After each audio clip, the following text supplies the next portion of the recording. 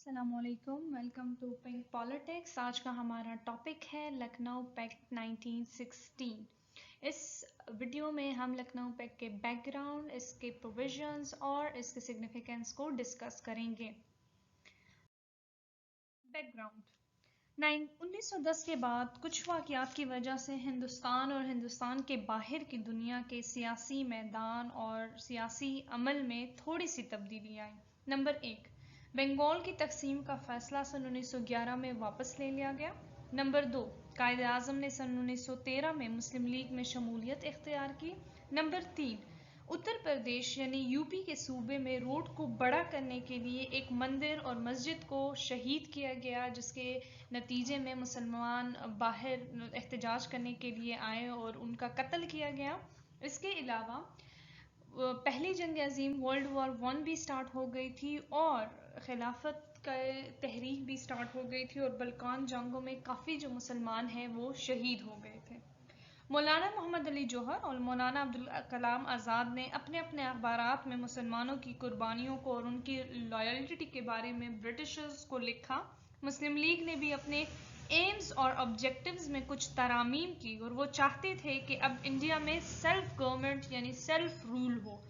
इसकी खातिर कांग्रेस के साथ कलकत्ता में एक जॉइंट सेशन किया नवंबर सन 1916 में, और फिर 31 दिसंबर 1916 में कैसर बाग बरादरी लखनऊ में एक दूसरा सेशन किया, जहां पर उन्होंने एक अलायंस बनाने का फैसला किया और इस अलायंस के नतीजे में उन्होंने एक मुआहदा लिखा जिसको लखनऊ पैक्ट या लखनऊ मुआहदा कहते हैं। लखनऊ पैक्ट से को समझने से पहले मैं यहाँ का जो पॉलिटिकल सिस्टम था या पॉलिटिकल स्ट्रक्चर था उसको जानना चाहेंगे। क्वीन थी जो ग्रेट ब्रिटेन की क्वीन थी, उसके अंडर सेक्रेटरी ऑफ स्टेट काम करता था इंडियन अफेयर्स के लिए, जिसके नीचे एक एग्जीक्यूटिव काउंसिल काम करती थी जिसमें तकरीबन 15-17 बंदे थे।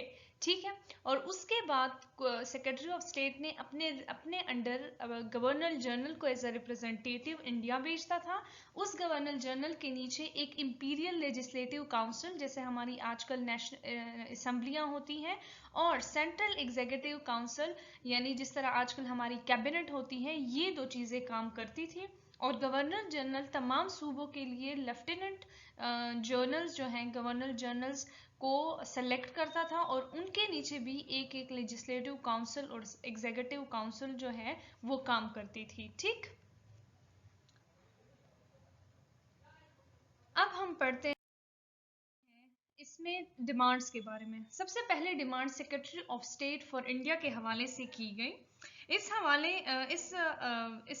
हवाले से मुआहदे लखनऊ में तय पाया गया कि सेक्रेटरी ऑफ स्टेट अपनी कौंसिल के बगैर काम करेगा और उसकी तनख्वाह ब्रिटेन के खजाने से जाएगी। उसके नीचे सिर्फ 2 अंडर सेक्रेटरीज काम करेंगे जिसमें से एक इंडियन होगा। उसके बाद सेंट्रल एग्जीक्यूटिव के हवाले से मुतालबा किया गया कि गवर्नर जनरल जो है वो मुल्क का हेड होगा, वो सेक्रेटरी ऑफ स्टेट के कंट्रोल से आज़ाद होगा और वही लॉज को पास या रिजेक्ट करने का हकदार होगा। उसकी काउंसिल में तकरीबन हाफ मेंबर्स यानी आधे अराकीन इंडियंस होंगे। Executive council central executive council को कोई भी इख्तियार नहीं होगा कि वो सूबों के मामले में दखल अंदाजी करे और वो सिर्फ मॉनिटर करेंगे, यानी यहाँ पर सूबों को प्रोविंशियल ऑटोनॉमी जो है वो दी गई। और लास्ट, इंडिया के सारे रेवेन्यू और एक्सपेंडिचर के जो फंक्शंस हैं या जो एक्टिविटीज़ हैं वो गवर्नर जनरल के कंट्रोल में होंगे। Number 3, Imperial Legislative Council. Lucknow मुआहदे में तय पाया गया कि इंपीरियल लेजिस्लेटिव काउंसिल में टोटल सीट्स 150 होनी चाहिए। इससे पहले इसकी तादाद 60 थी, जिसको ब्रिटिशर्स और इंडियंस में तकसीम किया गया था।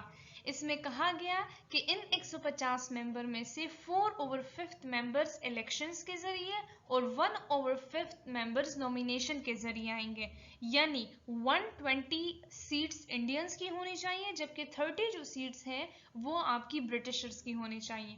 इसके अलावा सेकंड पॉइंट में इंपीरियल लेजिस्लेटिव काउंसिल के हवाले से कहा गया कि 1/3 सीट्स मुसलमानों की रिप्रेजेंट करनी चाहिए, यानी वो 20 सीट्स जो इंडियंस के लिए हैं उसमें से 40 सीट्स जो है 1/3 सीट्स मुसलमानों की हो।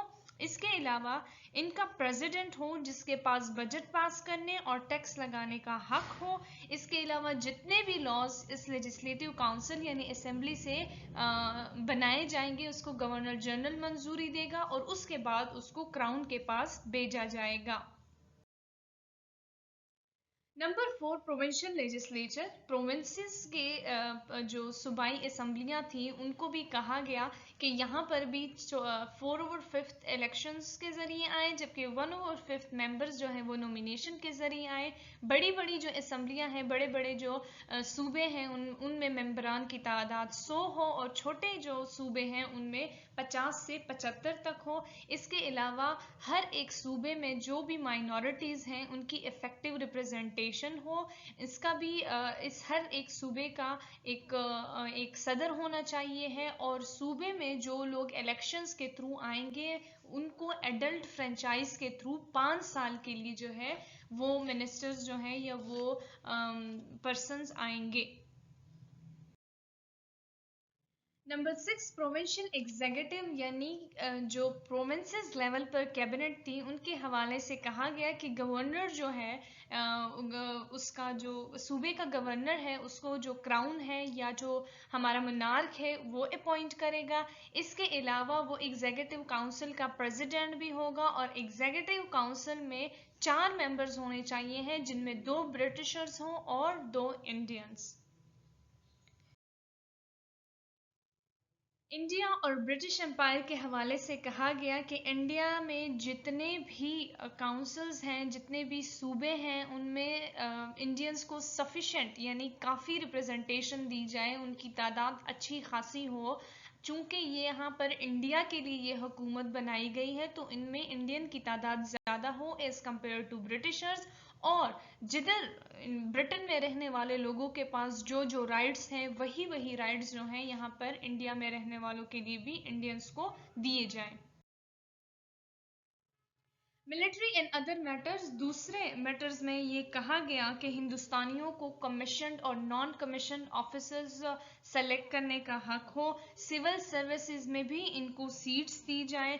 तमाम लोकल सेल्फ गवर्निंग बॉडीज जो हैं उनमें मुसलमानों की रिप्रेजेंटेशन हो और जो एग्जीक्यूटिव ऑफिसर होता है उनको जुडिशल पावर्स ना दी जाए, यानी जो एससी और डीसी वगैरह हैं, जो कैबिनेट्स जो हैं सूबाई कैबिनेट्स हैं, उनको उनको ये इख्तियारात ना दिए जाएं कि वो भी कोई डिसीजन कर सकें, यानी जुडिशरी जो है उसको एग्जीक्यूटिव से अलग किया जाए। इस लखनऊ माहरे की काफ़ी सिग्निफिकेंस है अगर हम हिस्ट्री में देखें। सबसे पहली बात तो ये है कि मुसलमानों को एज अ सेपरेट नेशन जो है वो कबूल कर दिया गया।